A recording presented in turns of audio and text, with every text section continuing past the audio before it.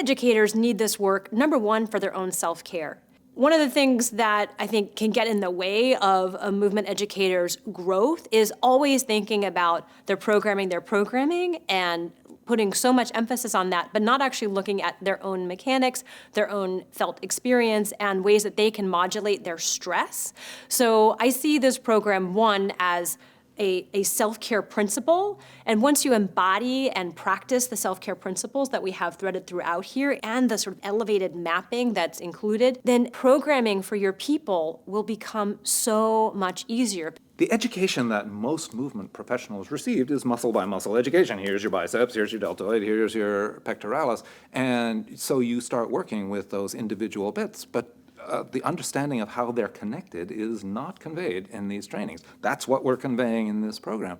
You may find that the person with the pelvic floor problem is really going to be held by rolling up the inside of the shin from the inner arch up on the inside of the knee. Well, who can predict that? We can, with the map that we have given you in this program. But also the reality is what Tom has been doing for the last 5 decades is provided a functional model that by and large is already adopted by most trainers. Unbeknownst to them, there is a legacy of Tom's work that has been infiltrating all manner of personal training, group fitness, yoga, dance modalities, Pilates, and this is a unique opportunity to hear from the Oracle himself and what those updates are on these fascial interconnections based on the new science that we know.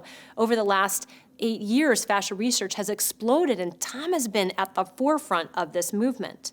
If you have those connections, if you have the updated information, your programming will change.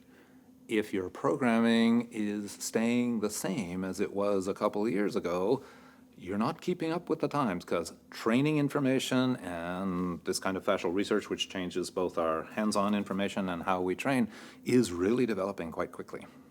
And I would say, finally, it really helps you to improve the way you cue your clients as well.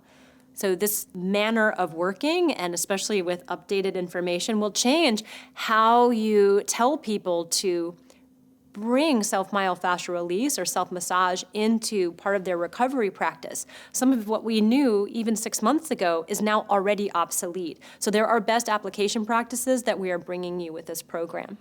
And so you can take these roll-ups, not only can you use them for yourself or use them in the practice, but you can give them as homework. This is great homework for clients to self-remember and continue the work that you've been doing in the sessions, between the sessions. Mm-hmm.